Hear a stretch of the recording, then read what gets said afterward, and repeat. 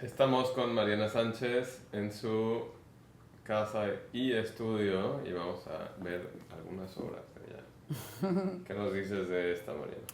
Esta fue la primera, uno de los primeros cuadros que pinté durante la pandemia, que ya era cuando estaba como pintando tiempo completo. Y fue el primero en el que como que me separé de intentar copiar lo que estaba enfrente de mí. Y también fue el primero en el que me moví de escala, de ser pequeños cuadros a algo un poco más grande.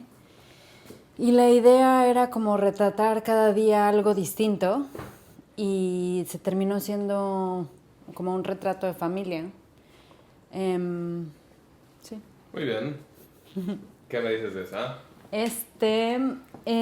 Fue el primer cuadro que hice con la idea del pastel, pero que era completamente óleo sobre tela. Y se volvió como un cuadro más minimalista, que juega como con este ritmo. Y estaba como muy interesada que con estas herramientas estaba logrando un nuevo lenguaje y pues como que ver colores distintos y...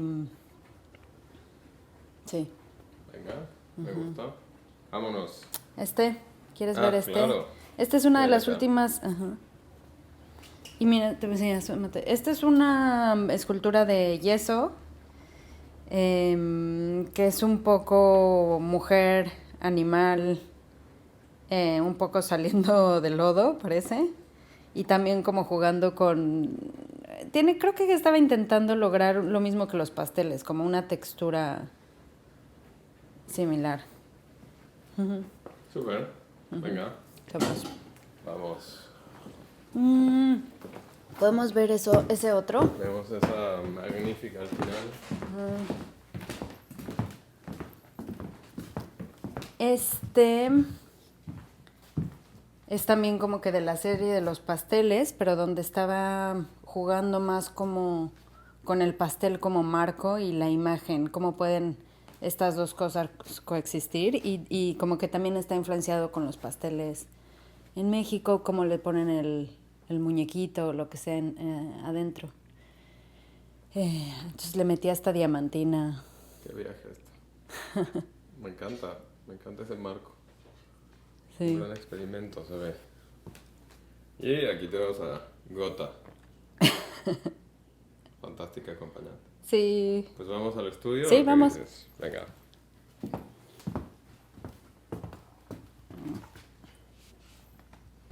Si quieres yo lo abro. Sí. Vamos, Gota. Guíanos, Gota.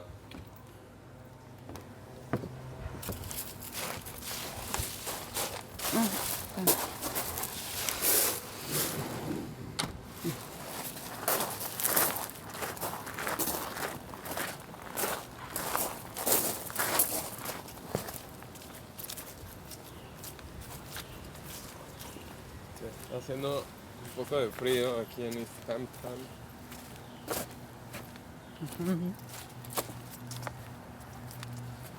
Y el gran estudio. ¿Y cómo lo empiezas a remodelar o qué? Como que cuando nos mudamos para acá, sí, pensábamos que era, como los dos trabajamos desde casa, nos queríamos hacer una oficina. Y terminó siendo más mi estudio, porque ahorita van a ver el desmadre que tengo ahí adentro. Me lo terminé apropiando, básicamente.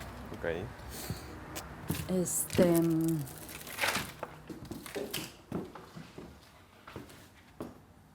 Gota se quedó. Gota.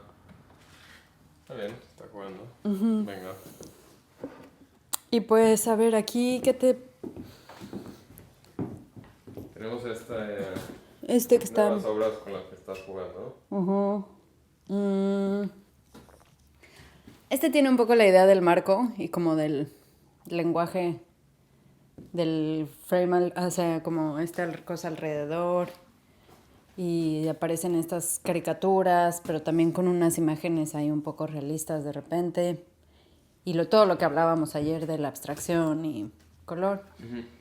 Y estoy últimamente muy clavada en estos chiquitos que están en madera, este en particular y que me está gustando mucho como que poner estos pequeños personajes que aparecen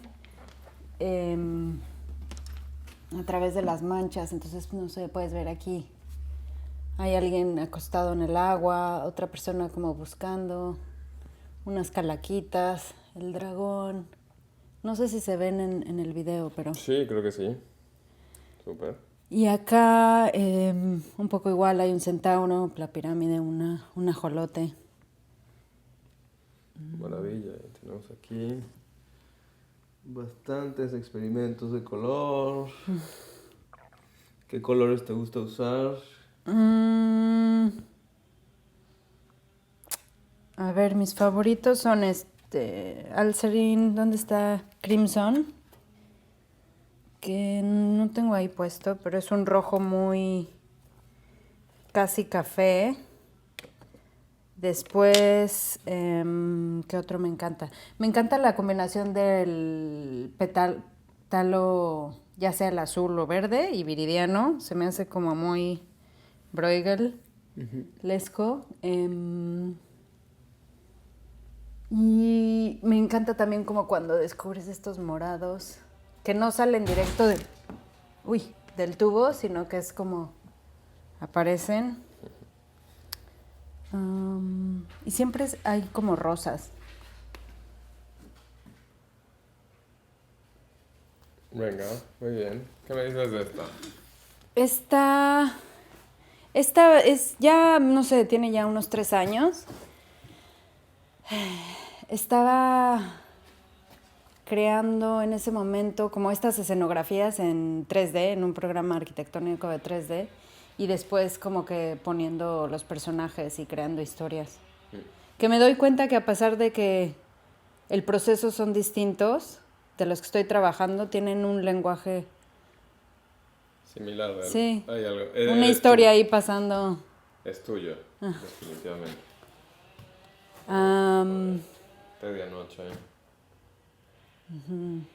¿Y qué me dices de la otra? No, ese está muy en proceso. ¿Este proceso? Sí, no. No se puede ver. Y vamos a ver esta mesita. ¿Qué traes acá? Juegos. ¿Algún luchador? Más pintura seca. Este es de mi hijo, estaba jugando con él. Estaba viendo este libro que también es increíble. De Eddie Martínez. Sí, también utiliza mucho como cómic. Ya. Sí. Buena influencia, pues. Sí. Tenemos más eventos, juegos. Es que siempre estoy como buscando cuál es la forma, más fácil de traer la pintura al canvas. Entonces, a veces me da como con estas tablitas es fácil.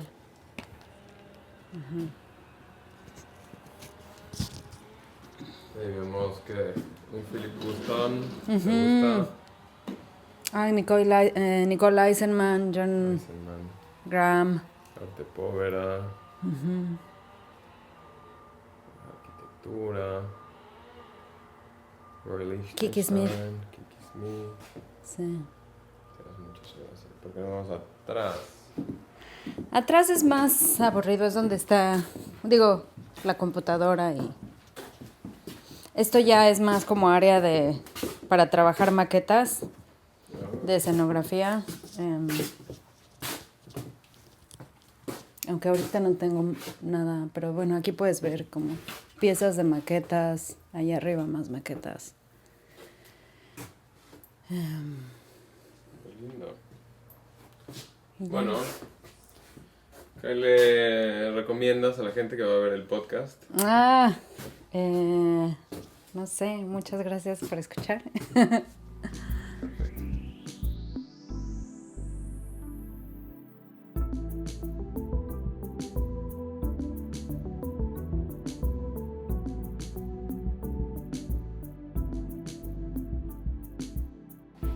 Bienvenidos al episodio 22 de Antropoidezos con Mariana Sánchez, que es artista plástica, arquitecta y también diseñadora de escenarios, diseñadora escénica, ¿Cómo estás, Mariana? Bien. Bienvenida al podcast.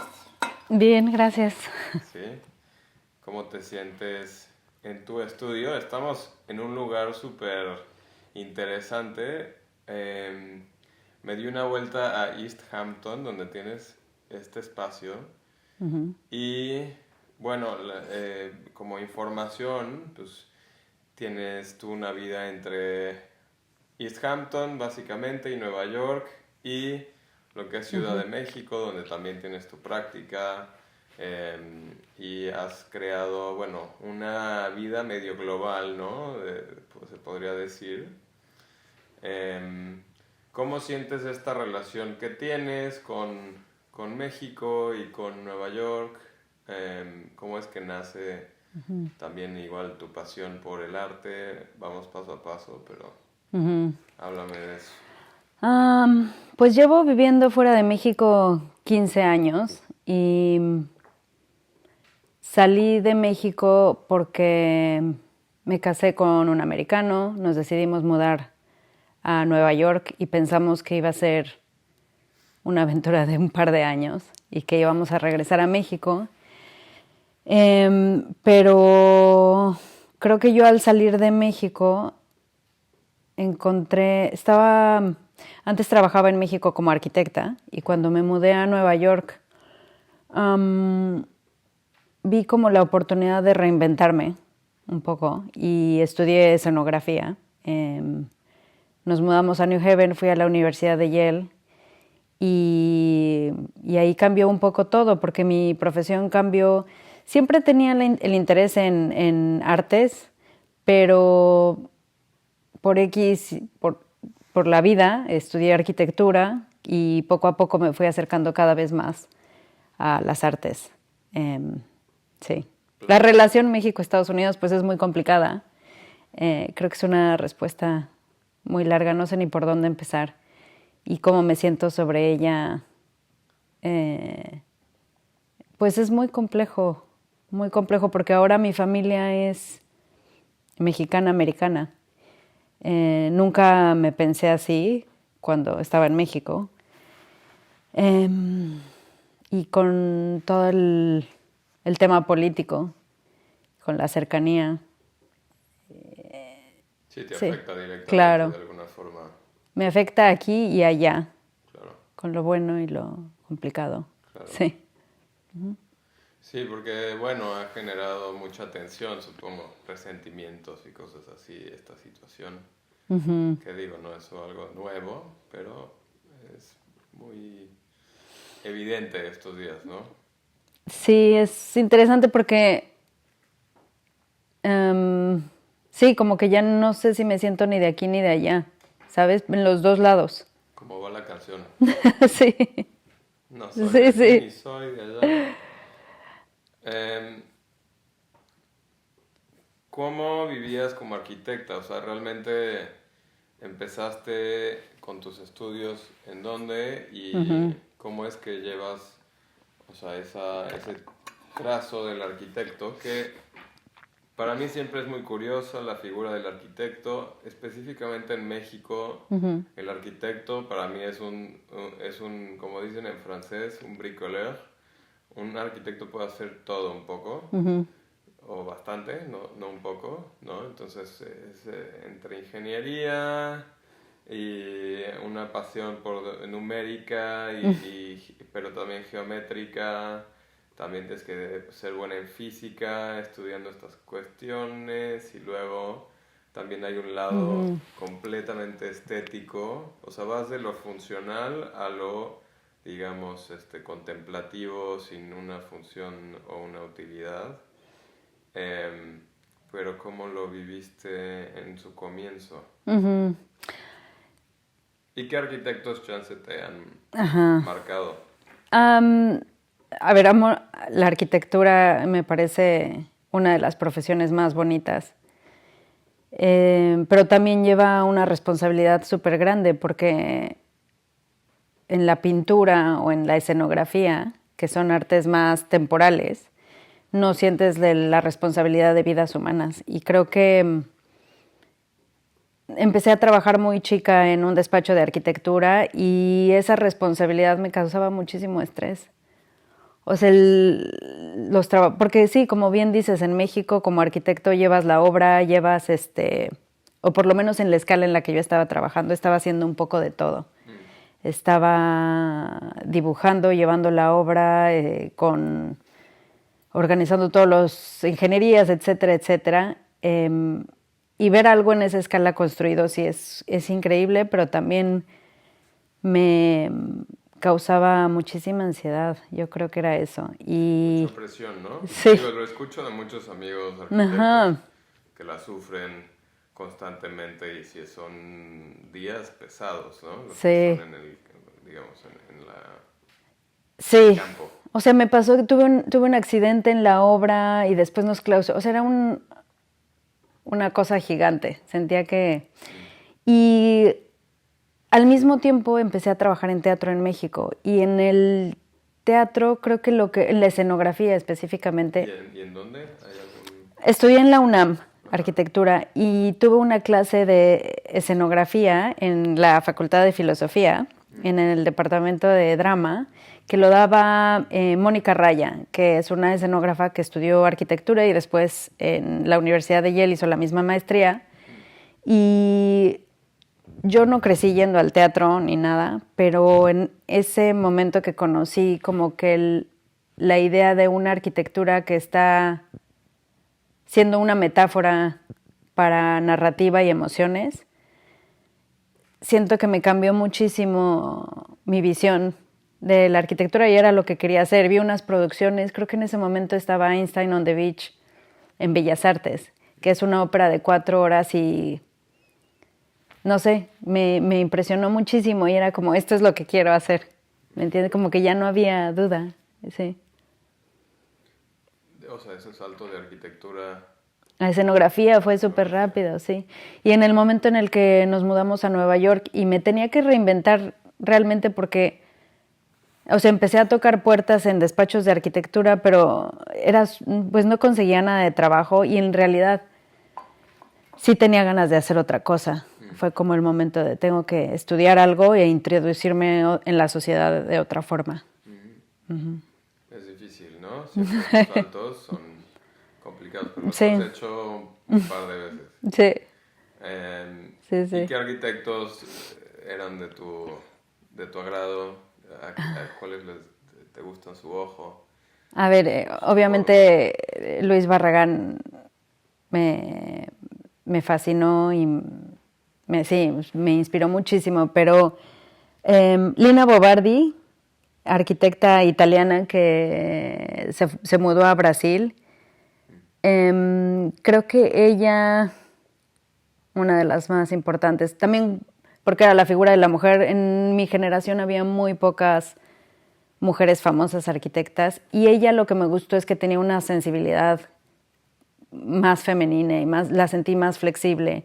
No tenía esta rigidez arquitectónica, como que jugaba. Que eso va a ser un tema constante de alguna forma, pero vamos a llegar a eso. Sí. Ok. Y luego entonces de esa movida escenografía, empiezas a ver estas obras, ¿Y qué es específicamente lo que existe dentro de escenografía que dijiste, esto, o sea, porque obviamente la escenografía juega con la narrativa crucial del teatro, ¿no? En este caso, obvio puede ser utilizada en otras formas, me imagino, ¿no? Como performance de arte y también, bueno, tal como los ves, no sé, pero, o cine, me imagino, ¿no? Puede ser usado. Pero, pues usa, o sea, está el lado de iluminación, está el lado de coreografar con no sé cuánta gente, está el grado de lidiar con el director, ¿no? Que me has mencionado un par de veces que es complicado, ¿no? Y también hay mucha gente que tiene que diseñar y ser creativa y tener esa pasión estética, ¿no? Y todo tiene que coordinar. Es una chamba complicada, ¿no? Sí, es muy complejo. A ver, creo que el teatro para mí me parece el arte más complejo que existe, porque tienes todos los artes tienen que estar coordinadas al mismo tiempo y es una colaboración de muchas personas, pero me encanta esta idea de que todos tenemos este objetivo de contar una historia. Y al final el teatro sí creo que es como un laboratorio de emociones. Es casi como que es donde nos cuestionamos y podemos explorar la psicología humana realmente, de hacer estos experimentos. O sea, piensas en Shakespeare, que tiene unos experimentos que son muy básicos. Es como, ¿qué pasa si estas personas que estaban en el barco, todas se caen y todas aparecen en una isla? ¿Y qué pasa de cero? ¿No? Vamos a crear una sociedad ahí de nuevo. ¿Y qué pasa? Puede ser desde ese esquema hasta muy íntimo, ¿no? Como Ibsen o... sí, no sé. Pero claro, esa complejidad lleva a que tienes estas ideas que creo que pasa en todas las artes, pero son muchas ideas al mismo tiempo que por la misma complejidad y por la misma, pues, sistema capitalista o lo que sea, sí se pueden ir diluyendo hasta llegar en el producto final. Y a veces sorprende, pero sí, es... Y también sí, siempre hay ese factor, bueno, a mí lo que se me hace extraño o de alguna forma curioso, interesante dentro de la audiencia es justamente que uno, o sea, creo que hay dos formas de percibir, disculpa, cualquier cosa. Creo que hay un factor pasivo, ¿no? En la percepción, como nosotros nos despertamos y pasivamente vemos el mundo y lo vamos absorbiendo, no hay mucho que nos preguntemos, pero hay una percepción activa también y esa requiere una contemplación tal vez más artística, más conceptual, más ideada, ¿no? Pero lo veo mucho en el teatro, ¿no? En donde hay esta onda de que, bueno, obviamente todos los que están planeando esta escena deben de crear algún tipo de percepción en la audiencia, una ilusión, un sueño, ¿no? ¿Cómo ves esa relación entre lo que es medio, no sé, entre esto que digo, como de activo, pasivo? ¿Se juega con ese factor? Yo creo que muchísimo, muchísimo. En el teatro, antes de que abre con la audiencia, la obra está pasando y ya llega un momento en que estás detenido porque falta ese gran ingrediente que es la audiencia, que crea una energía en el teatro que se vuelve otro factor súper importante. Y muchas veces es muy sutil, pero depende mucho de la energía de la audiencia también cómo va la obra. Me ha pasado que trabajo en algo que cambia de noche a noche tanto y no sabes por qué. Y creo que es esa relación que existe entre los dos. Y creo que es lo que pasa con el performance en vivo, que sí estás creando una energía ahí invisible muy fuerte. Y eso a mí se me hace increíble. Claro, claro. Sí. Y bueno, nos da esta sensación de magia, de ver algo. Obviamente un gran performance de alguien y que todos coordinen, sincronicen sus actos, ¿no? Me imagino, sí nos da esta experiencia como audiencia de, wow, claro. Estoy viendo, ¿no? Así, existe. Pero es que como audiencia llegas al teatro y es como, por favor, cuéntame una historia. Y entonces en ese momento tú ya estás abierto a que esta caja negra se va a convertir en el espacio exterior o yo qué sé. Y puede ser con el cambio de una silla. Sí, eso está loco. Sí, es muy mágico. Está loco. que de alguna forma, digo, se relaciona, creo que podemos entrar lentamente a la pintura, pero claro que existe una tensión entre construir un espacio y escenificar una imagen dentro de él. Y creo que tu experiencia con la pintura empieza a sacar esa noción. Ahorita estoy pensando en un artista, no sé, como que me acordé de una pintura que vi alguna vez de Guillermo Cuitca, creo que sí es Guillermo, bueno, argentino, y es un artista y tiene una pintura que recuerdo perfectamente, que literal él está pintando el escenario teatral y pone una silla roja en medio del escenario. Simplemente ves esto en una pintura y también te crea una sensación de estrés y pero también de ser diminuto ante ver algo. Y bueno, es curiosa esa relación, supongo que de tener justo el lado de la escena teatral, pero también de crear esa ilusión de otra manera, como en la pintura, ¿no? Sí, totalmente. Es impresionante que en una pintura siento que en el momento en el que metes cualquier objeto reconocible, la superficie se convierte en espacio. Porque en un espacio tridimensional, en tu mente, casi. Y es un juego que a mí se me hace muy interesante todo el tiempo. Sí, muchas veces solo es ese juego bueno, de nuevo, es el engaño de la percepción, ¿no? Por ahí había un buen filósofo llamado Herder, que decía igual que cada arte, digamos, música, escultura, pintura, creaban otro tipo de ilusión y también hablaba de un sentido.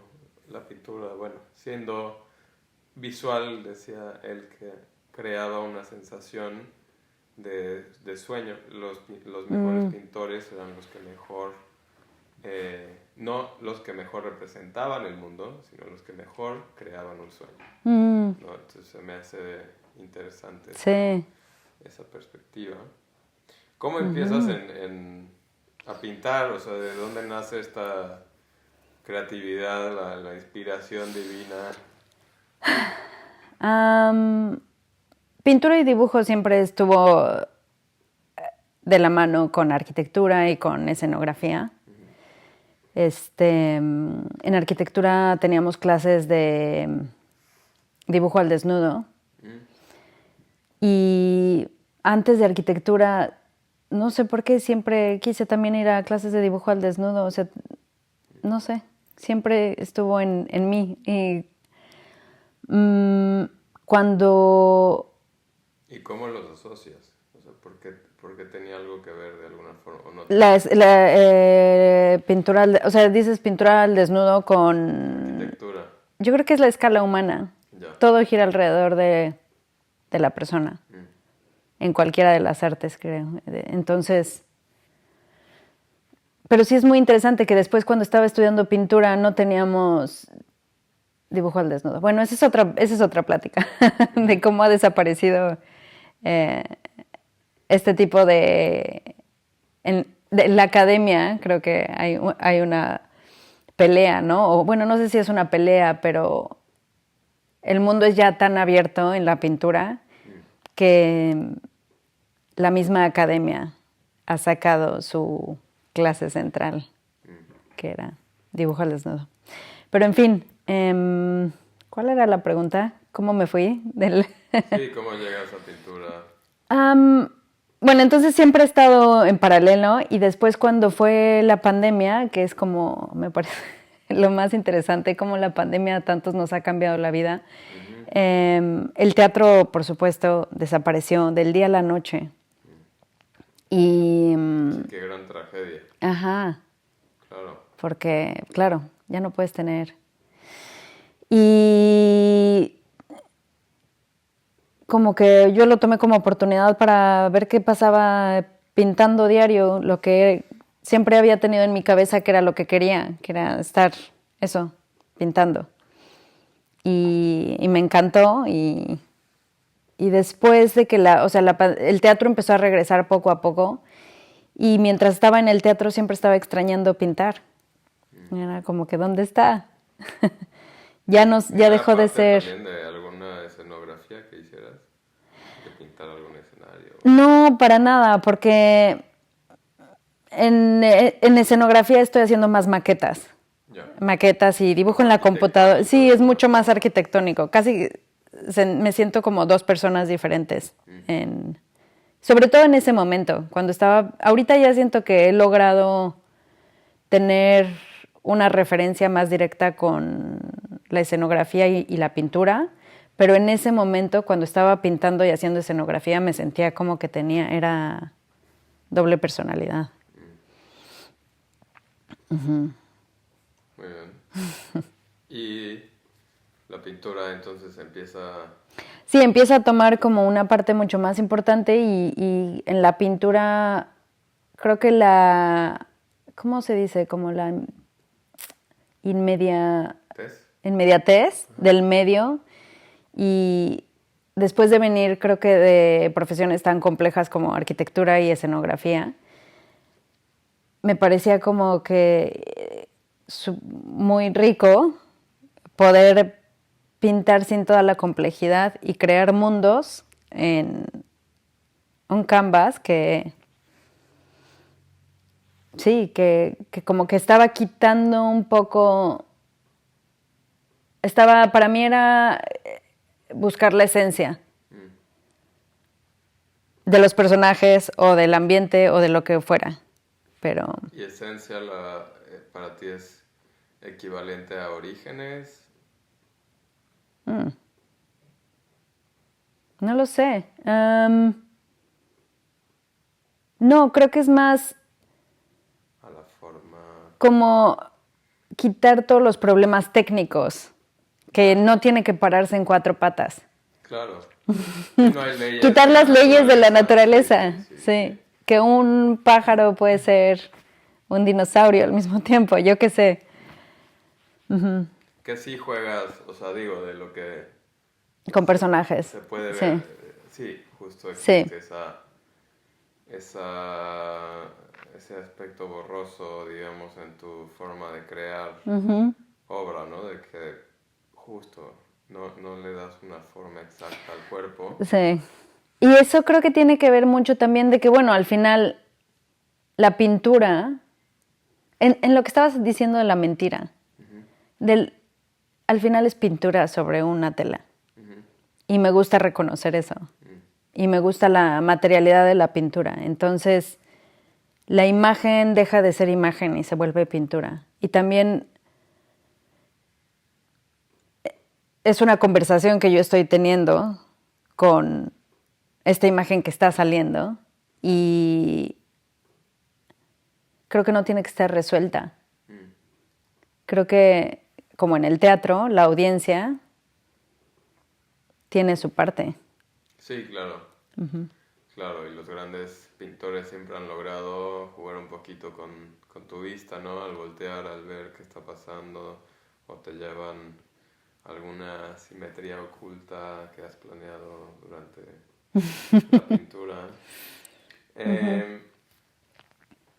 Bueno, dado que vienes de ese factor como tan, sí, como hacia el diseño arquitectónico y lo que conlleva en cuanto al volumen, creo que mucho es ese volumen, y como la escenografía también juega con ese factor, tú has logrado integrarlo a tu pintura, según entiendo, en el sentido de que sí veo que sigues usando estos detalles, ya sean de escenografía o de arquitectura, y creas dos dimensiones a veces, ¿no? En cuanto hay veces que pones como objetos y también hay personajes interiores en la pintura, pero luego es muy emocional tu obra para mí cuando la veo.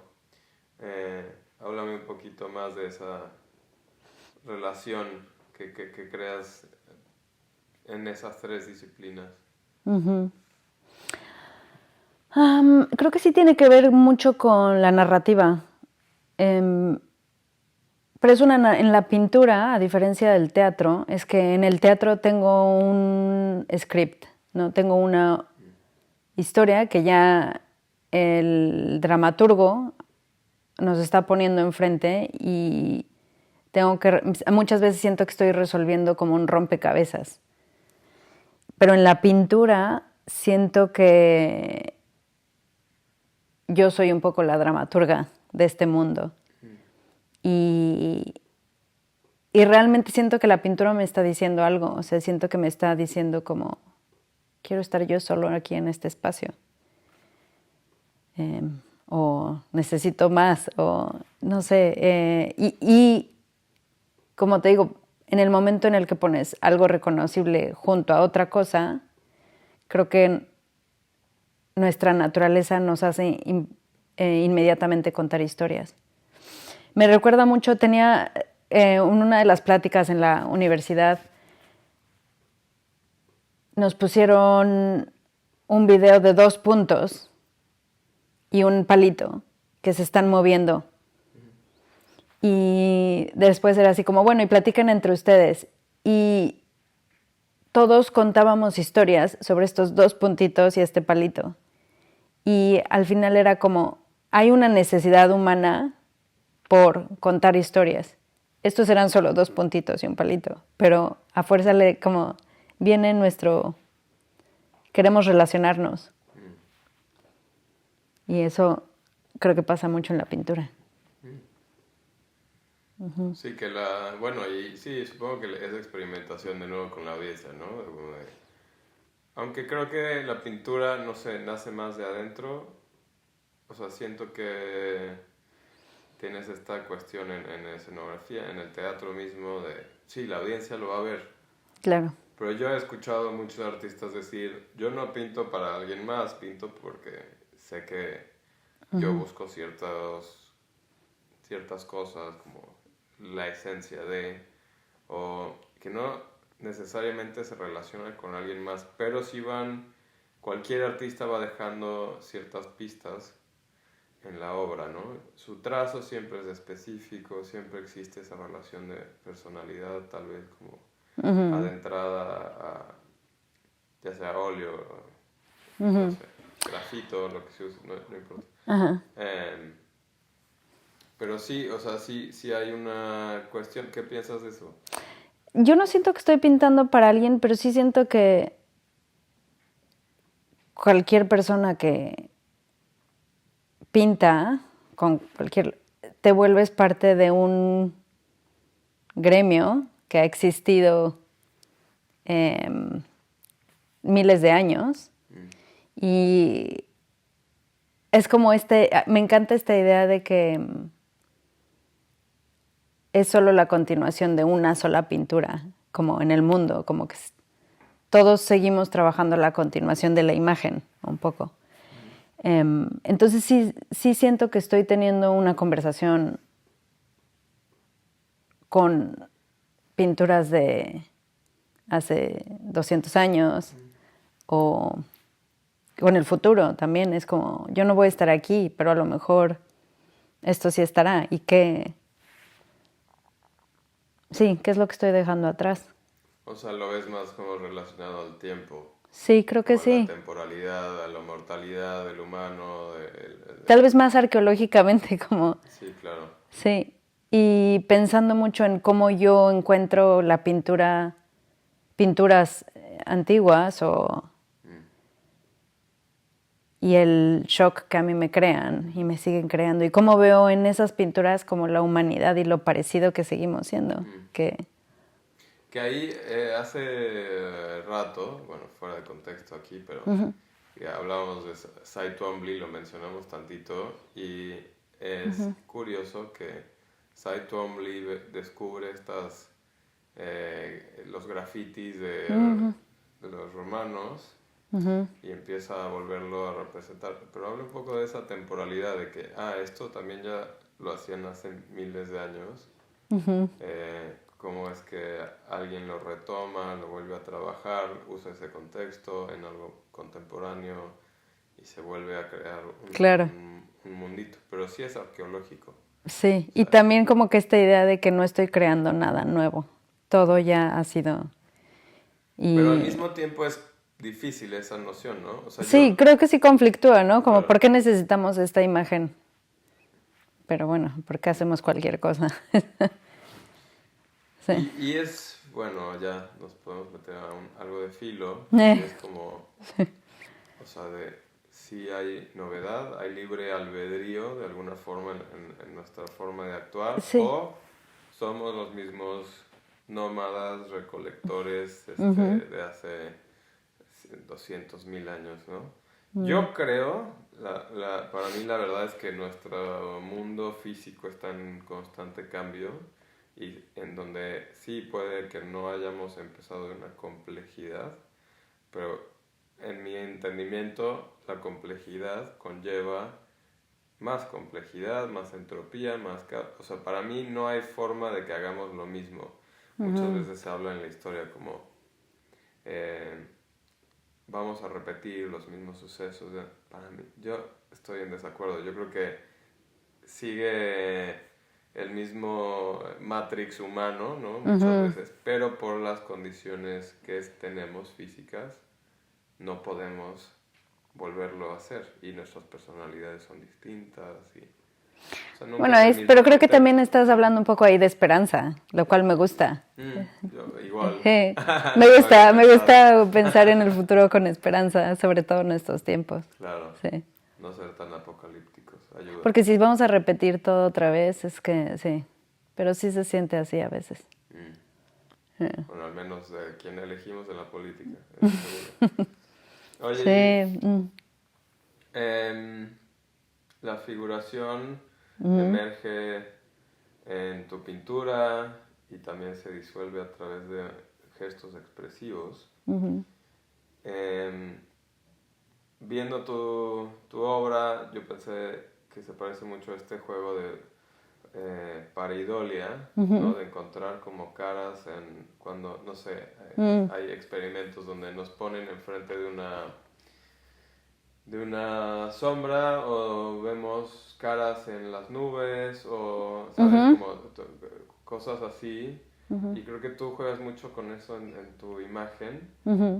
¿Cómo lo ves? ¿Cómo lo entiendes? Sí, como te decía, lo veo como esta conversación que estoy teniendo con la pintura. Entonces, en mi proceso sí tengo ideas en la cabeza y tengo imágenes que están como que vienen constantemente y sé que quiero trabajar con ellas, pero también a la hora de que estoy trabajando con el lienzo o la tabla o lo que sea, quiero estar abierta. O sea, en realidad, esa para mí es la parte más emocionante. Es como aventarte a la alberca cada vez que estás enfrente. Es intimidante, ¿no? También porque el lienzo blanco, como todo el tema del lienzo blanco, sí puede ser súper intimidante, pero a la vez es el ejercicio de como de dejarte ir y ver qué pasa. Entonces, sí dejo que aparezcan imágenes así, pero también hay cierto control. Pero sí, estabas hablando del libre albedrío y me pasa muchísimo con muchas pinturas de que no siento libre albedrío, siento que la imagen emerge. Fuera de lo que yo quiero o no quiero, es casi... Bueno, sí, tienes otra teoría y creo que de la mente igual. O sea, porque muchos dicen, no, pues Sí. la... Bueno, pero sí habla de complejidad, porque sí es... Bueno, en contexto, en Filo se menciona que de cierta escuela filosófica, como más analítica, se menciona pues, que la mente, o lo que llamamos eso, es epifenomenológico, que eso significa simplemente que evoca o que crece a partir de complejidad, Okay. en vez de que sea tipo, hay teorías de conciencia sobre panpsiquismo, que es como que todo tiene una conciencia, un átomo es consciente, ¿no? Pero luego cómo explicas complejidad, y ese es el tema que se encuentran. Entonces hay otra teoría que dice, no, todo emerge, ¿no? A través de esa complejidad van saliendo estas construcciones, ¿sabes? Entonces, igual y le diste ahí al tornillo para colgar la obra. Pues no sé, pero sí es como muy buena metáfora para la vida, creo. Que tanto está en nuestro control y luego en este pequeño lienzo. Y luego sueles describir la pintura como un escenario y una confrontación. ¿Qué se está escenificando y qué se está confrontando? Okay. Bueno, el escenario aparece irremediablemente al tener representación. Y supongo que porque pienso tanto en el espacio,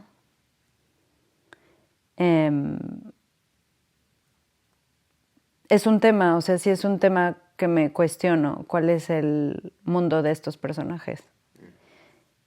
Y puede ser el mundo muy bidimensional, o sea, puede ser pintura, o puede ser el lienzo en sí.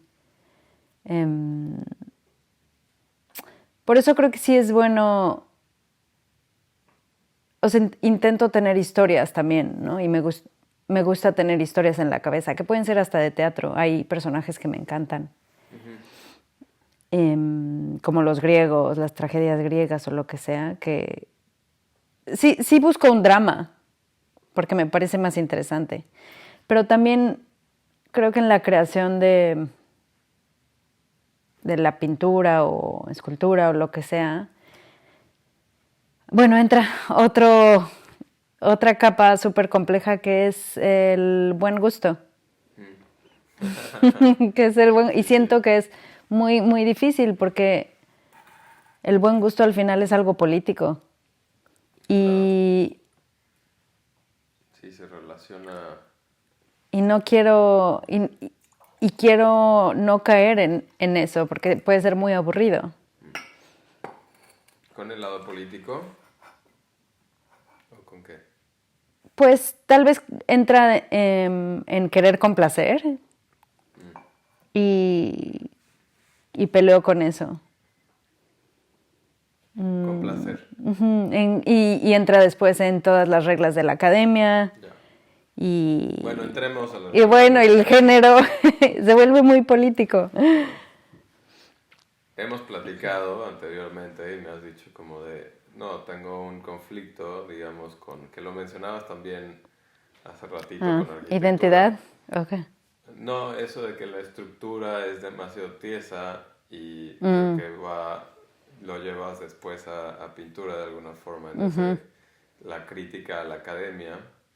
Y hiciste un MFA. Hice un MA en pintura. MA. Sí. En Royal College of Art, en Londres. En Londres. Y ahí tuve una clase electiva que éramos tantos estudiantes ese año, pero me tocó casualmente estar en esta electiva que era sobre... no es textiles, pero era como... Tenía que ver con textiles, no recuerdo bien. Había muchísima gente como trabajando. Y me hizo cuestionar o me hizo entender bueno, para empezar, sí me considero como feminista y entonces me hizo ver el canvas, el lienzo estirado sobre el bastidor,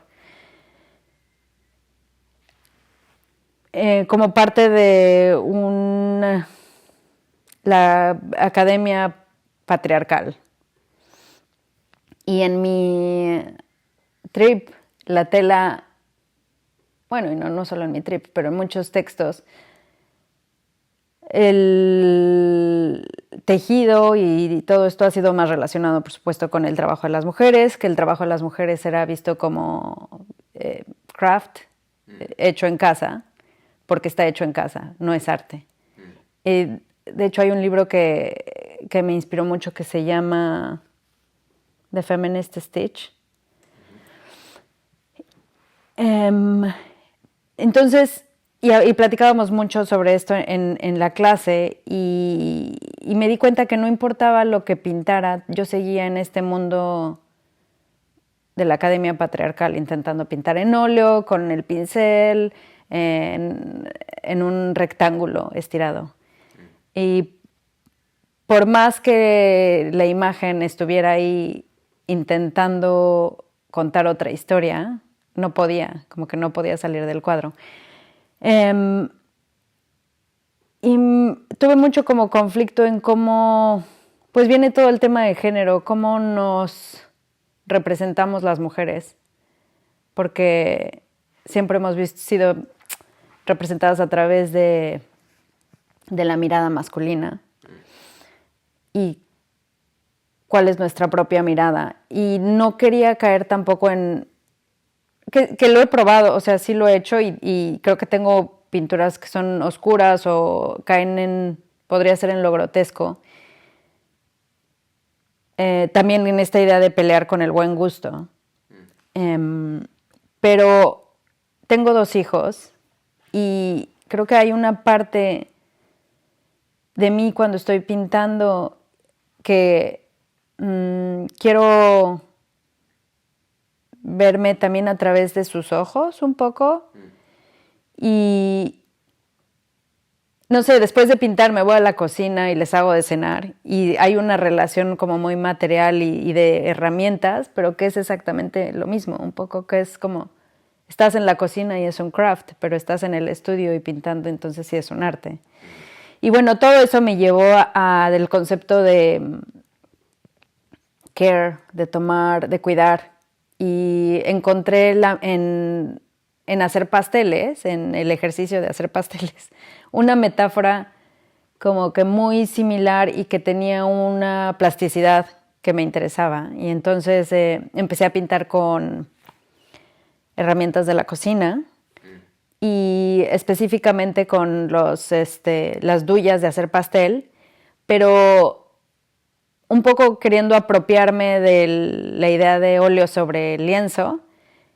No escapé del que estuviera estirado sobre el bastidor.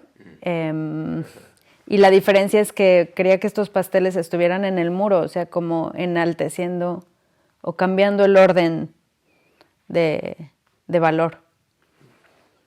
Y sí, de ahí salieron estos como pasteles, que bueno, ese es otro mundo que quiero seguir explorando, pero tengo 2 vidas también paralelas en la pintura, tal vez es muy Géminis de mi parte, pero porque no es tan fácil viajar con ellos y producir y etcétera, entonces también me he forzado como a estos otros medios que son más rápidos.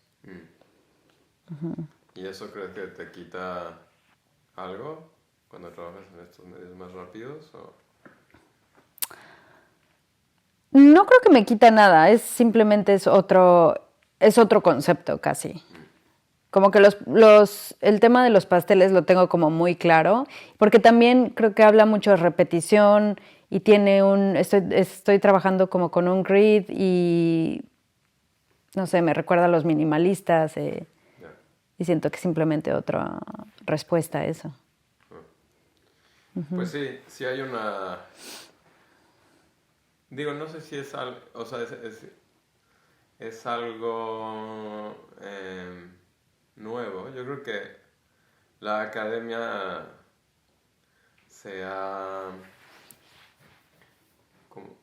supongo que cae mucho en sí misma para sobrevivir. En el caso de artes plásticas, yo creo que sí decae demasiado en una mitología, ¿no? Como, pues sí, que tiene que ver con esta noción patriarcal, mucho tipo en escultura, tiene que ser así a la griega, casi. El pedestal, ¿no? La idea del pedestal. Ajá. Claro. Que claramente también habían nociones, pues, ficticias, ¿no? Cuando se empieza esa noción de academia moderna, digamos. Tipo los mármoles griegos, ¿no? Que se pensaban que eran blancos. Eso me encanta, sí. Nada que ver, llenos de color, estallando, que han puesto en Sí. en jaque estética, digamos. No solo estética, pero también ideas raciales. Absolutamente. Sí, sí. Claro, antropológicas, ¿no? O pseudocientíficas. Sí, y eso obviamente pues es interesante ver cómo se utiliza la academia y esta noción de estructura y de forma perfecta o correcta, como asumiendo que, no sé, asumiéndose a sí misma, ¿no? Y haciendo que la gente que sigue en las nuevas escuelas lo replique. O sea, sí creo que hay un tema ahí. Y tu pintura sí es un juego, ¿no? Un poquito con eso, me lo has dicho de otras formas, como si es como un love-hate, o sea, sí me quedo en el óleo, ¿no? O sí lo trabajo, pero tratando de romper sus limitaciones, ¿no?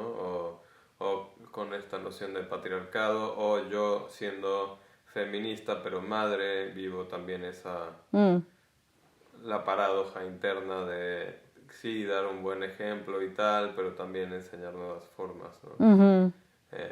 También como este derecho de apropiación, ¿no? Claro. Y creo que ahí, bueno, ya entra todo un tema de identidad como mexicano y en el mundo es como que podemos apropiarnos de la cultura de Western culture y todo ese tema. Sí. México juega un papel extraño porque yo justo hablaba de este tema con un amigo y hablaba, bueno, le pregunto qué significa realmente esta noción de Occidente. O sea, si analizamos la historia y la cultura, siempre es maleable y siempre es efímera y siempre hay contextos interrelacionados y el gran mito es pensar que es purista, ¿no? O sea, como que para el mexicano es como el taco al pastor es mexa, punto. Bueno, sí, pero se sirve como halal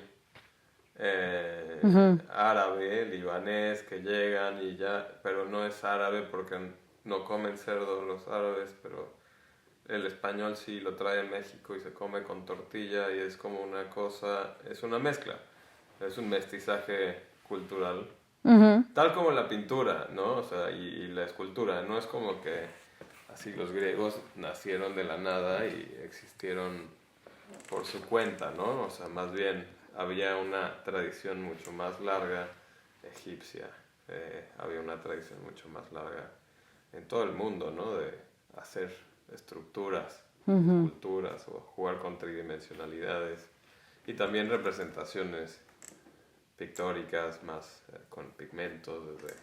Luego vi hace poco que descubrieron cuevas rupestres neandertales mucho más antiguas que la del Homo sapiens, sapiens, etcétera. Sí, lo estaba viendo también, sí. Pues sí, digo, te pone en jaque porque es como, bueno, entonces, ¿qué nociones de estas cosas que se supone son así, son verdaderas? Y eso es cuestionable. Pero está muy interesante jugar con eso. Claro. Porque sí, la historia se ha equivocado tantas veces. Y nuestros conceptos, bueno, y ahora con tanta información, etcétera, pero están siendo maleados todo el tiempo, ¿no? Y en esta época de información, desinformación, es como que es real y que no. O chances más como qué información tiene realidad, ¿no? Porque muchas veces hablamos de, sí, lo real, pero ni idea. Sí, yo no sé ni qué es lo real, ni tú, ni probablemente nadie. Pero por otro lado, qué miedo también perder esa realidad. Claro. Sí. Y sientes, bueno, a ver, nos metemos sí. un poquito, pero también ansiedad y también otras emociones. Yo veo en tu obra que juegas con un factor muy emocional, que a pesar de tener esas escenografías incluidas dentro de cada pintura y esas narrativas, hay un subcontexto de el pigmento que estás metiéndole. Podemos ver aquí un par de obras, ¿no?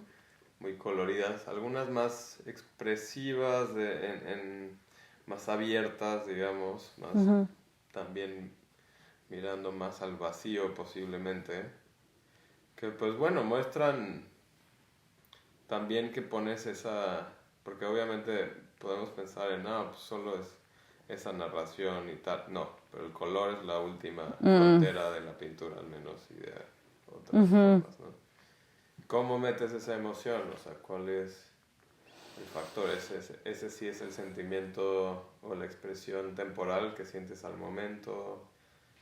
¿De dónde sale?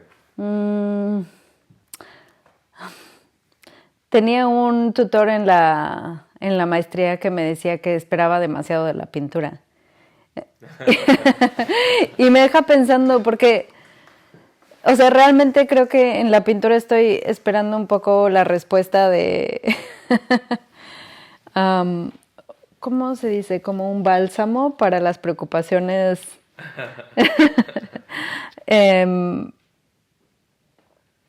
Creo que sí, intento ser honesta, por lo tanto intento que sí salgan mis miedos, pero por otro lado, y creo que esto a lo mejor se debe a tener hijos, sí, no sé si es solo tener hijos, busco algo que me dé esperanza, y entonces en la complejidad también busco la tragedia y la comedia. Y también busco no tomarlo tan en serio. Es pintura en un lienzo. Claro. No. Hay un juego. Sí. Pero bueno, tenemos esa facultad como humanos, ¿no? También de perdernos en nuestro juego sin saber que es un juego, ¿no? Creo que en muchas actividades lo vemos, ¿no? Teatro es el gran ejemplo como de crear, no sé, a una personaje de Ofelia muerta en un río, ¿no? Y estar jugando realmente a hacer eso, ¿no? Pero estar completamente, no sé cómo decirlo, dejados llevar por esa sensación de realidad, ¿no? Es que, sí, creo que es la fuerza del arte, ¿no? Que es como la más grande ficción, pero es lo más cercano a la realidad a la vez. Es muy paradójico.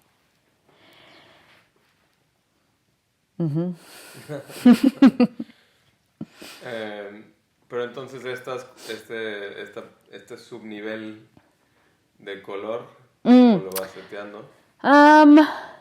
Creo que en mi cabeza empieza todo siendo muy distinto, pero sí, el color creo que es de lo más importante. Y creo que ahí donde mi mente empieza, un cuadro es como que, tengo a mis ídolos en la pintura y como que voy y digo, este tiene que ser un cuadro, no sé, como James Ensor, o yo qué sé, o como Bruegger. ¿Tengo James Ensor? Sí, tengo uno de James Ensor aquí, pero sí, bueno, ¿por dónde empiezo aquí? Es que, no sé, estos no tanto. Me gustan más como sus más abstractos. Estos no es James Ensor. Espera, este me encanta, por ejemplo. A ver si se ve. Uf. Sí, ok. Y sí veo la relación con tu obra de alguna forma. Claro. Mira, y tiene como figuras que aparecen. Creo que él jugaba muchísimo. Se divertía mucho. Sí. O tengo también la idea de que este cuadro tiene que tener algo más universal o que tenga una relación con cuadros de, no sé, Flemish art en el siglo XVI. Y esos creo que son mis colores, favoritos. Pero te digo, una vez que entro con el lienzo todo puede cambiar y quiero dejarlo flexible a que cambie. Pero sí, puedo hablar muy específicamente del verde viridiano y el azul talo y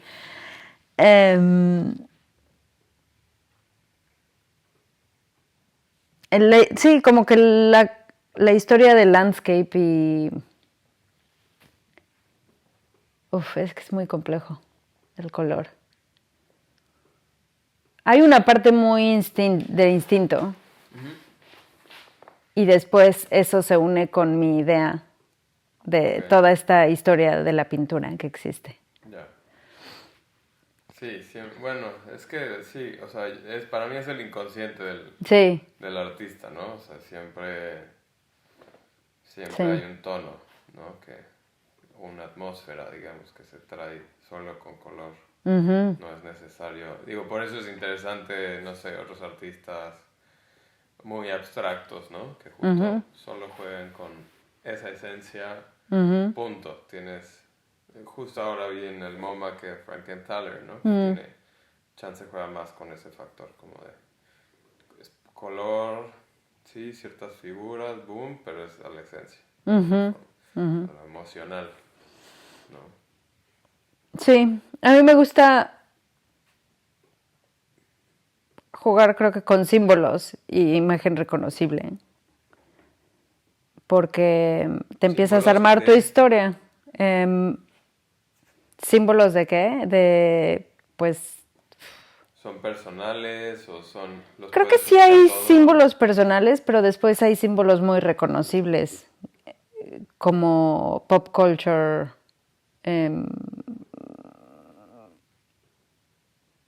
Y también pensando en historia, en arte mesoamericano o viendo los códices, cómo se contaban las guerras, los manos cortadas, la forma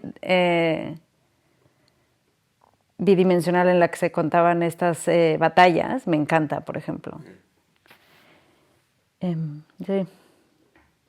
Pero estoy pensando más sobre símbolos. Supongo que se empiezan a convertir también en símbolos personales cada vez que reaparecen, ¿no? En la pintura. ¿Y qué has visto? ¿Qué notas en tus cuadros? Que no puedo escapar, como que regresan y regresan. Sí, últimamente siento que hay algo en la forma en la que salen los ojos. Que son muy sencillos en realidad, como que creo que no es necesariamente pop culture, pero sí estoy intentando un poco ir en contra de la academia. O sea, de que el ojo sea medio extra, bueno, más caricaturesco ¿o qué? Sí, como ¿qué es necesaria? ¿Qué información es necesaria para entender que ahí hay una cara? Solo un punto. Eso me gusta, como súper esencial. Sí, volviendo a lo de los dos puntos y el palito. Sí.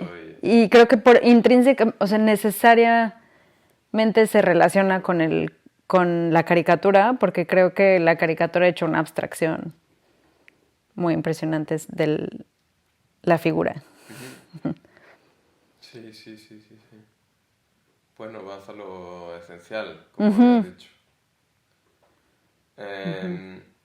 Y bueno, sí, yo he pensado en otras circunstancias también que veo una madurez muy interesante en un artista que habla tal vez de un punto en su vida. No sé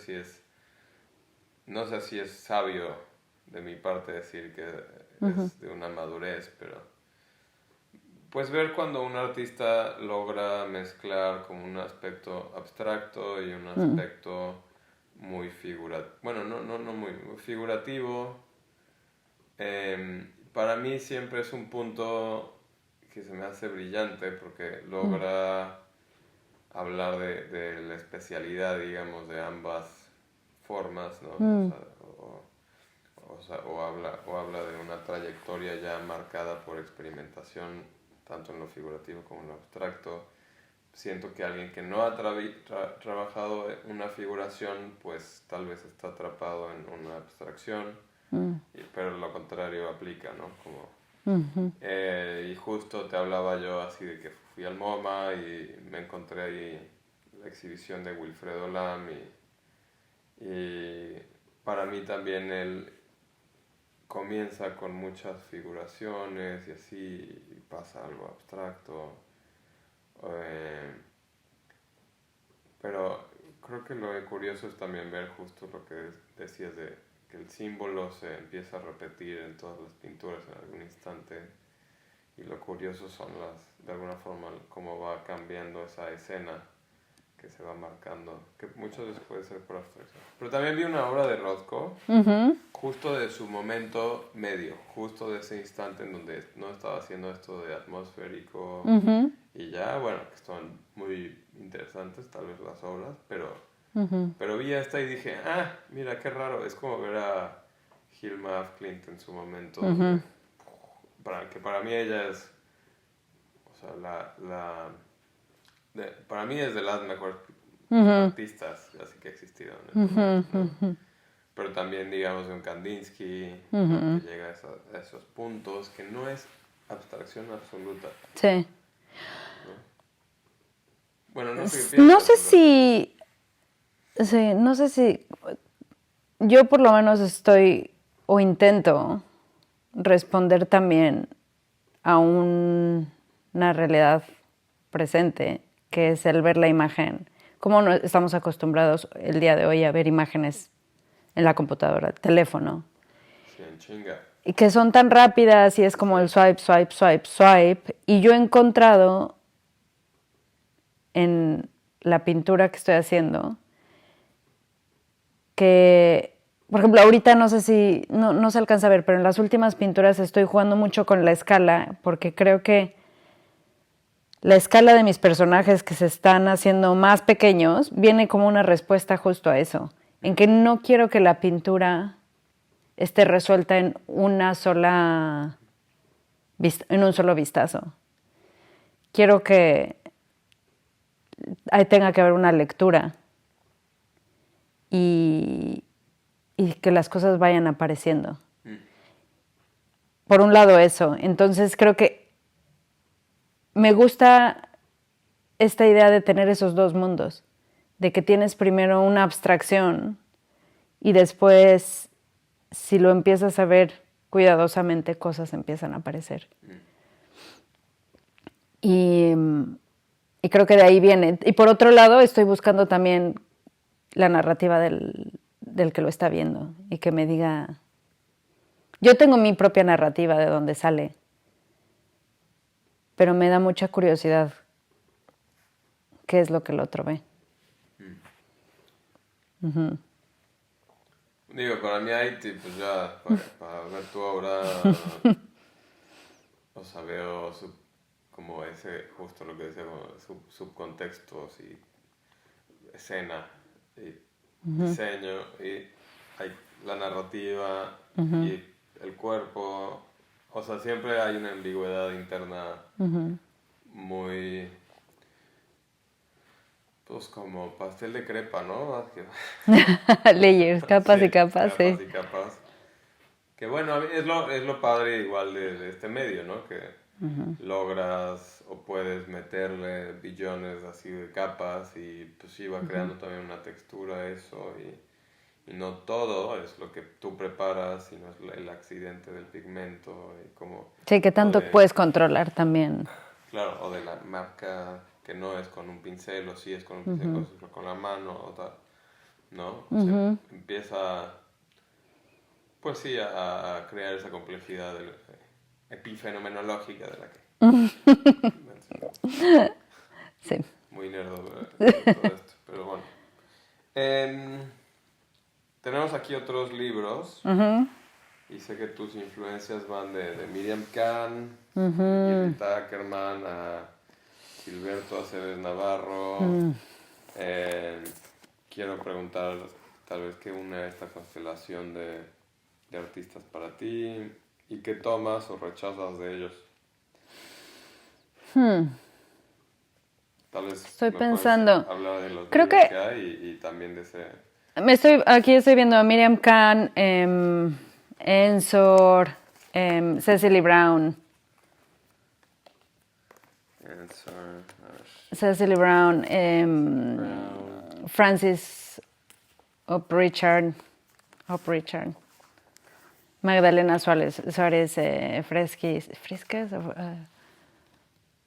Frimkes y Rita Ackerman. Rita Ackerman también me encanta.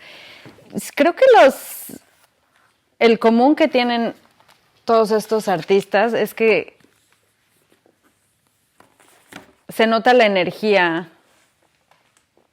y la flexibilidad mientras estaban creando la obra. No creo que ninguno de ellos tenía una imagen predeterminada en su mente de qué era lo que iba a pasar. Y cada quien muy a su forma, pero también creo que hay en todos temas muy políticos. Ok. Y puedes ver la energía de cada uno. ¿Puedes mencionar algunos de estos temas políticos que trabajaban? Bueno, por ejemplo, Miriam Kahn, yo creo que... ¿por dónde empiezo con Miriam Kahn? Miriam Kahn, pues creo que habla mucho de la política de género y de la guerra. Y tiene una ideología que me encanta. Bueno, es un poco nihilista, supongo, filosóficamente. Que como dice, no sé, no quiero entrar a leer un libro, pero ella entra en el conflicto de por qué está pintando, ¿no? ¿Cuál es el sentido? Pero a la vez ve que el mundo está como tan sin sentido que encuentra en la pintura como lo mejor que puede hacer en estos momentos.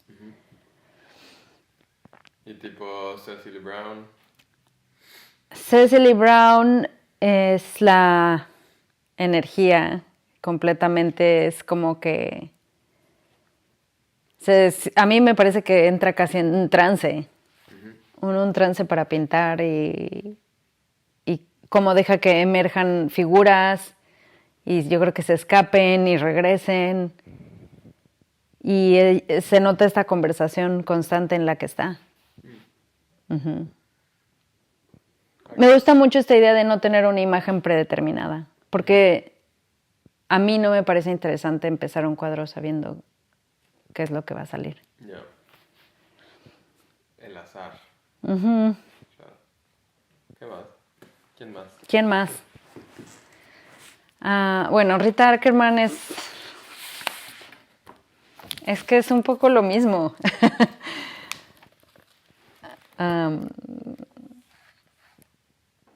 Ve, por ejemplo, ella me encanta como este juego de abstracción y representación que tiene. ¿Qué puedes enseñarle? Sí, es que es muy, no sé, alcanza.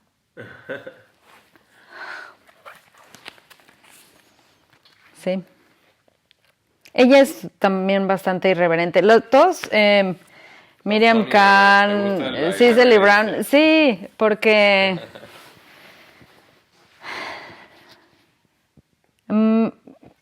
todas, bueno, mujeres hablando sobre género. Y por ejemplo de Aceves Navarro.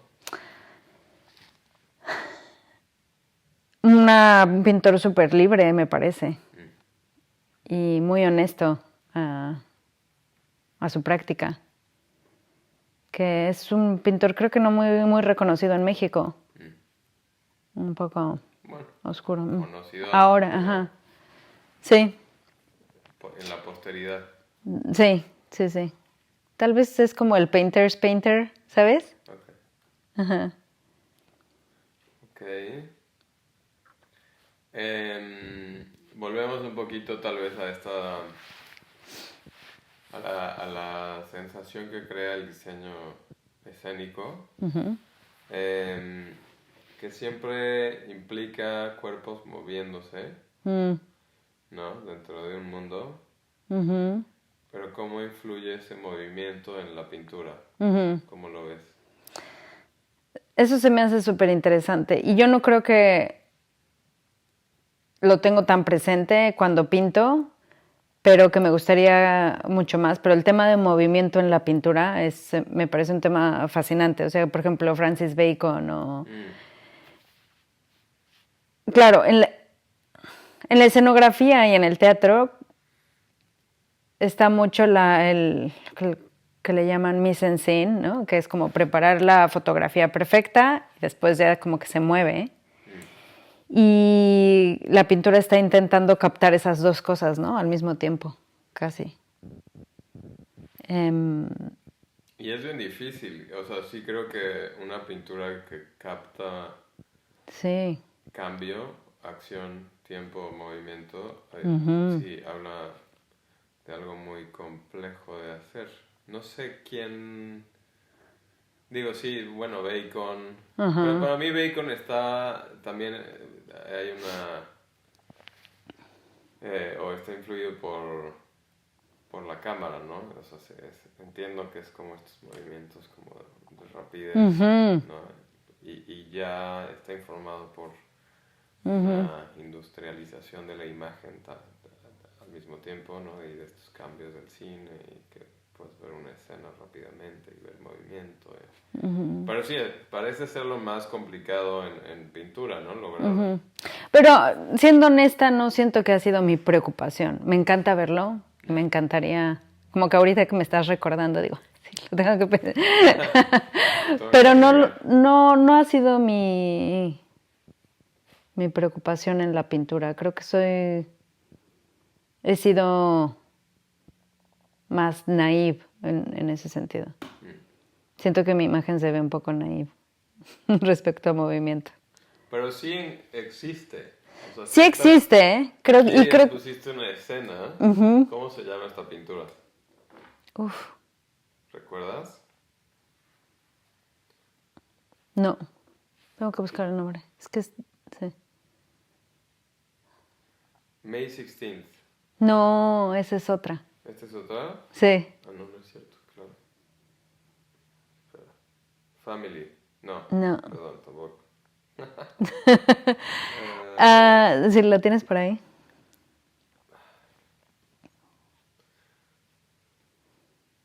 Pero ¿sientes que tiene movimiento? Claro, pues hay una escena, hay una persona ahí medio out. Así ya le dieron, lo cancelaron. Sí, o sea, también como que el tipo de escenario que hiciste esto es flotar un poco la escena. Es curioso, y sí tienes al pájaro ahí viendo. Sí. Y la sombra que habla de... De tiempo. Pero digo, sí. ¿Qué artista ha hecho esto bien? Aparte de Bacon. ¿Dices el movimiento? Sí.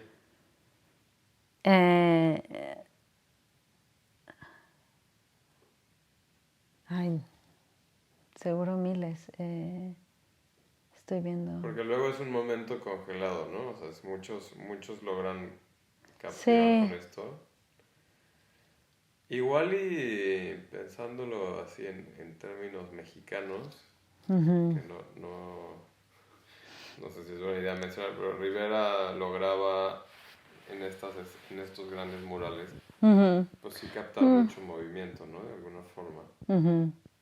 Bueno, tengo una amiga que me encantan sus pinturas, se llama Jennifer Cross, y siento que pero sí, tiene bastante movimiento. Pero Cecily Brown tiene muchísimo movimiento ahora que lo pienso. Está Sabine Moritz también. No la ubico. Oh, es No maravilloso. Ok. Te enseño. Sí. Sí, también, sí, pero no, como es medio abstracto, luego pues es difícil capturar movimiento por lo mismo, ¿no? Porque pues sí puedes hablar de... Bueno, ahora que lo pienso, sí vi en el MoMA una obra de Lam. Que tenía mucho... eran bambús, representaciones de bambús medio como tirados, entonces ahí sí ves como si los hubieras echado así juntos, como estos juegos del palito. Palitos chinos, ¿no? Ajá. Bueno, continuamos.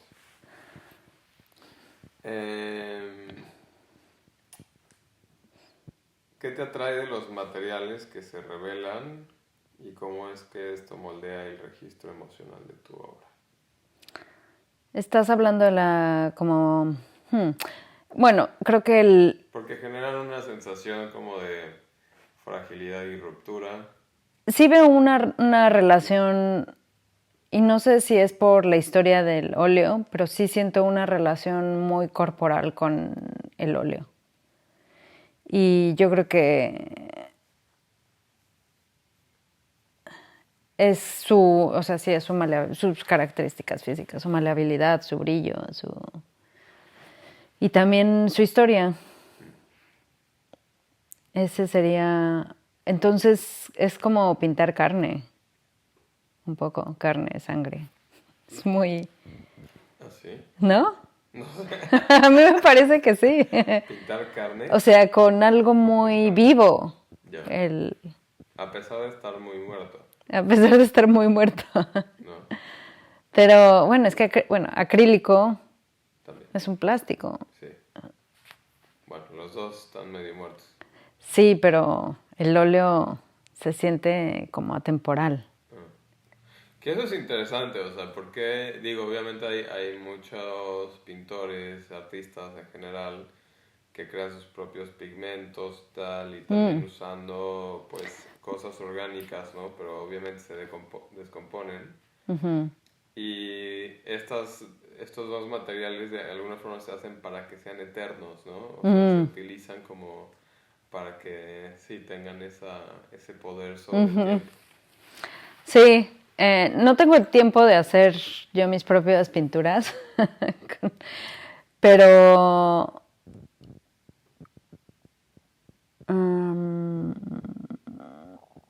¿qué es lo que estábamos platicando del este interés como...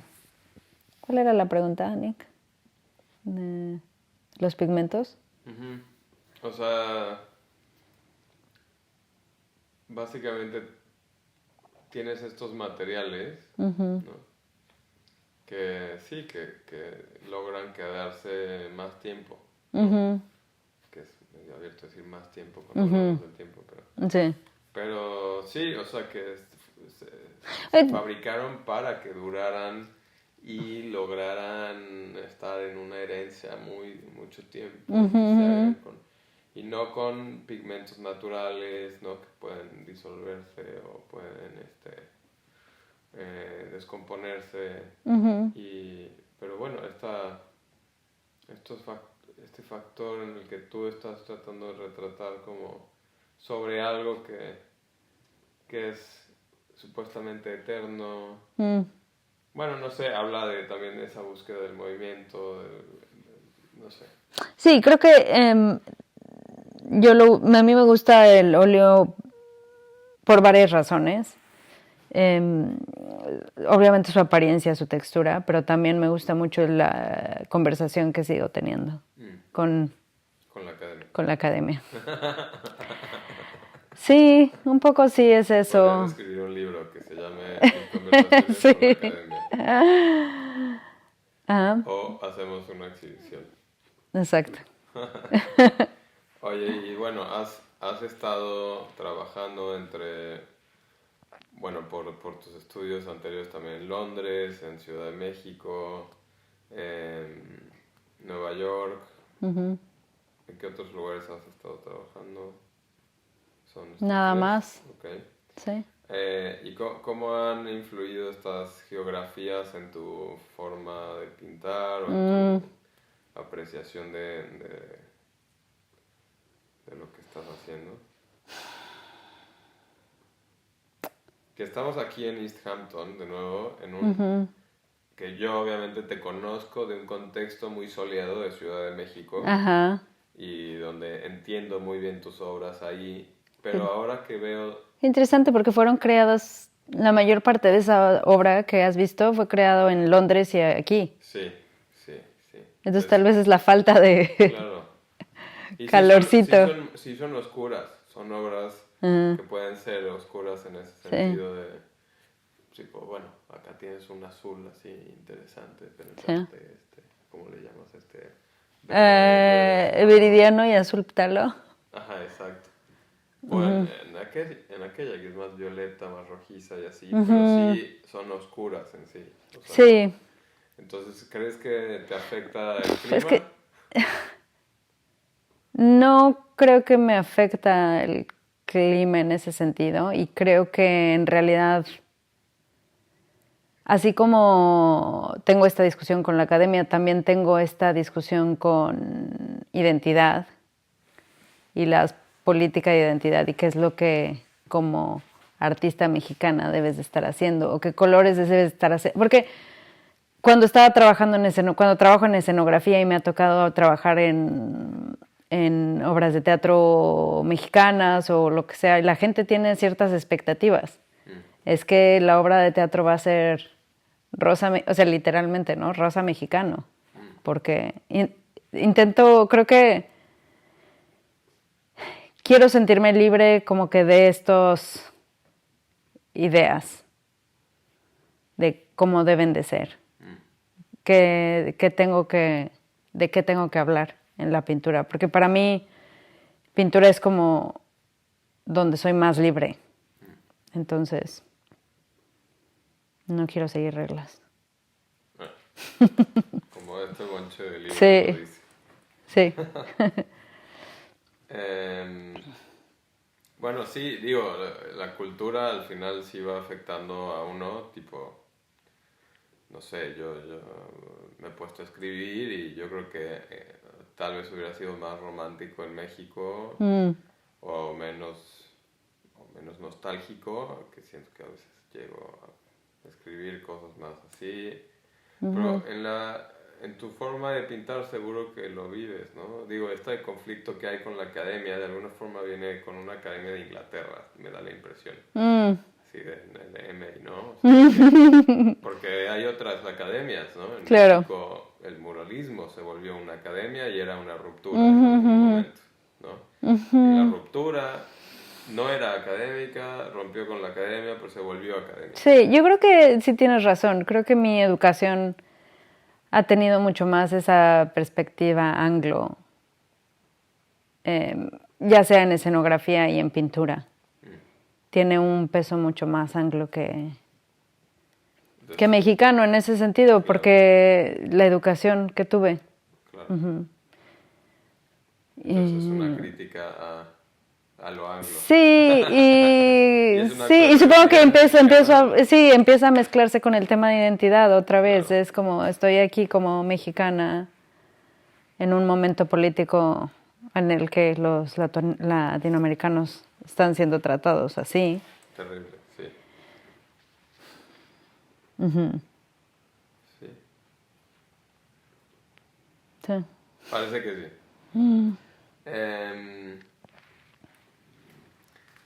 ¿Cómo explicarías esta tendencia que traes? Como que casi se solidifican tus figuras y a veces se disuelven, como que estás en un punto medio. Son entre agua y hielo.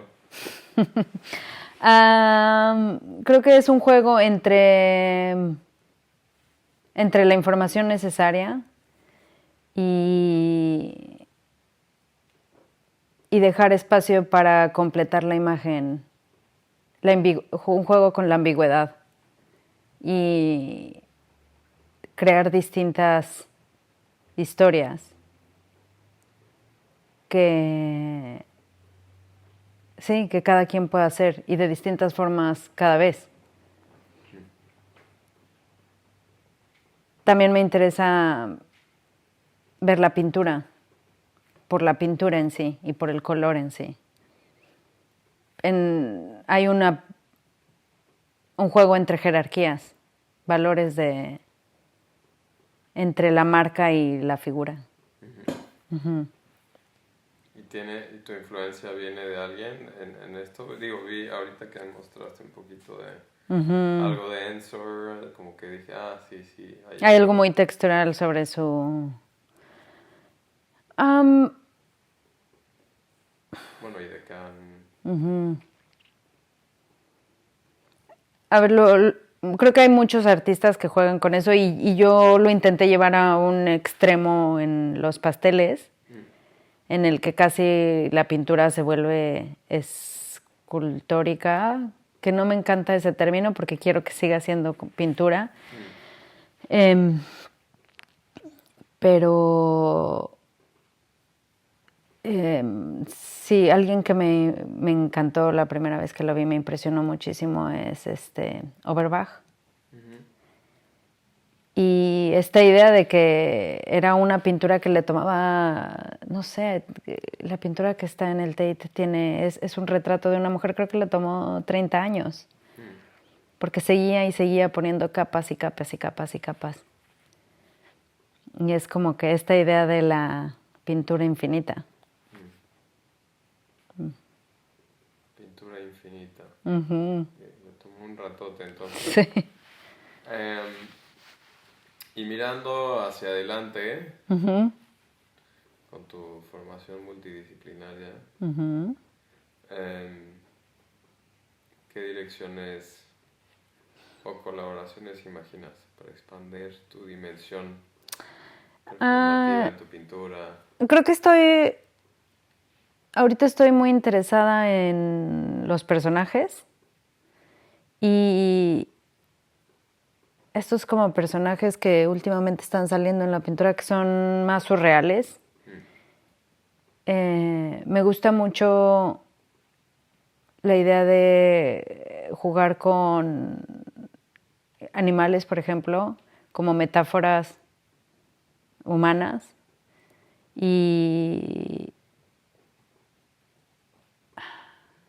Y eso creo que se está también yendo un poco. Estoy empezando a probar escultura y me está encantando. Tengo mucha curiosidad de estos personajes que están saliendo de la materia. ¿Y cómo los vas a meter a la pintura? Es que es una conversación entre los dos, de verdad. Hice esta escultura y era como un personaje, es como un venado gato con muchas chichis y quiero que aparezca en la pintura. Y no hubiera aparecido si no hubiera hecho esa escultura. Y la vas a empezar a... Sí, quiero que aparezca en algún lugar. Claro.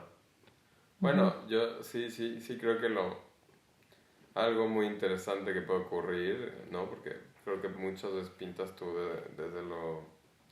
Como dices, hay un factor autobiográfico, ¿no? De pintar a través de tu experiencia matutina, ¿no? Pero también creo que no se puede ir generando nuevas formas de crear la figuración, justo haciendo esculturas dentro de la pintura. O sea, eso siempre me ha gustado como que creo que adquisición de un artista, ¿no? Cómo se empiezan a influir mutuamente. Exacto. Y ahorita que lo dices, creo que ha sido interesante cómo la escenografía como espacio estaba influyendo en mi mundo pictórico, pero que ya que soy la directora de estos mundos, ya estoy creando también los personajes y no me había dado cuenta de eso. Como que siempre mis personajes casi eran un afterthought y ahorita mis personajes como que siento que ya se están volviendo más interesantes. Pues...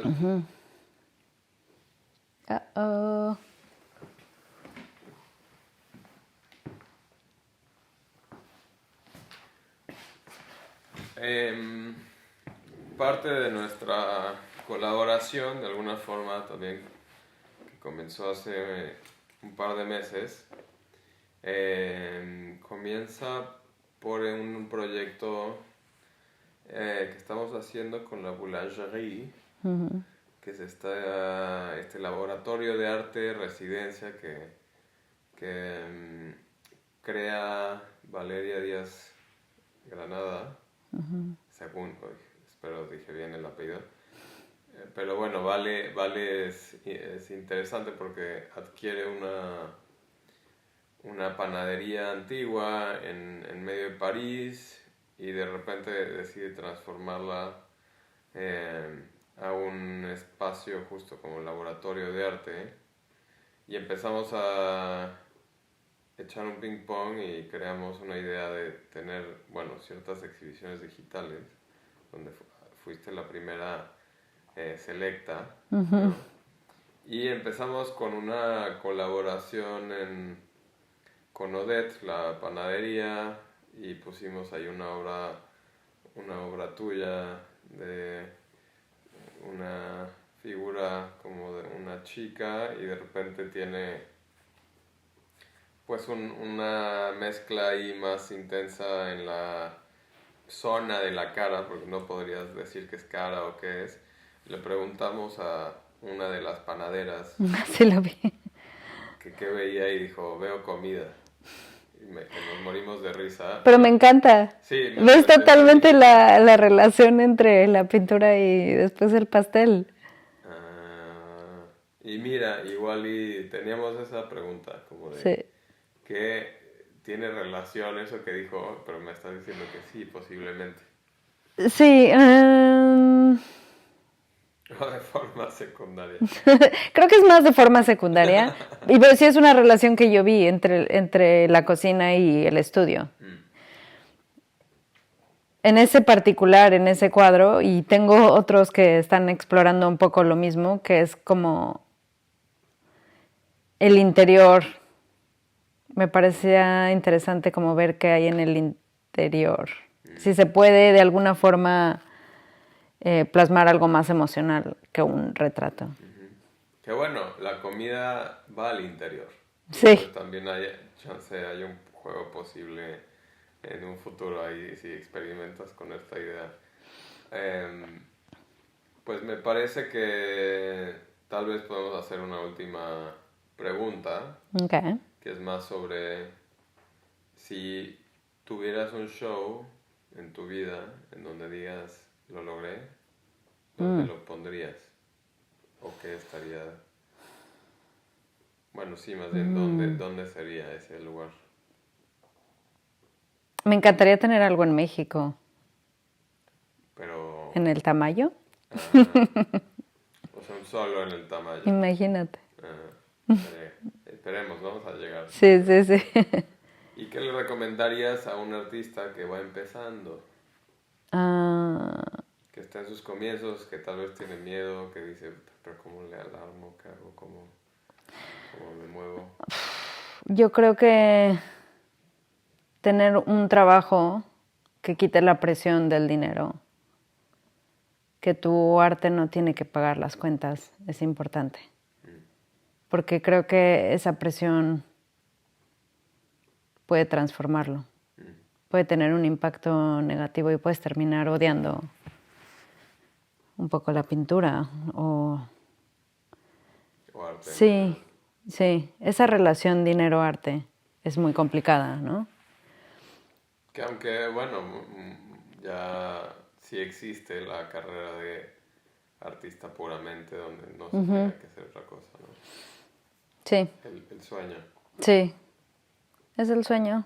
No sé. sé. No sé. No sé. Claro. Pues bien. Sí. Y que entonces eso... Eso sería Pero no trabajar tanto en otra cosa que no te deja energía, ¿no? Es ese equilibrio lo más difícil. Pero seguir haciéndolo un poco diario. Crear disciplina. Sí. Día a día. Sí, sí es importante. Creo que cualquier disciplina pues requiere esa maestría sobre algo, ¿no? O sobre el mundo que vas construyendo con esa práctica, supongo. Eso, y también crear un grupo que tenga intereses similares, buscar amistades que tengan intereses similares para tener una conversación de lo que estás haciendo. Eso siento que a mí es de lo que más me ayuda. Claro.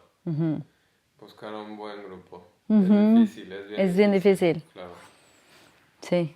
Pues creo que hemos llegado al final del episodio 22 de Antropoideos con Mariana Sánchez. Gracias, Nick. Mostraremos parte del estudio. Pero gracias por Gracias.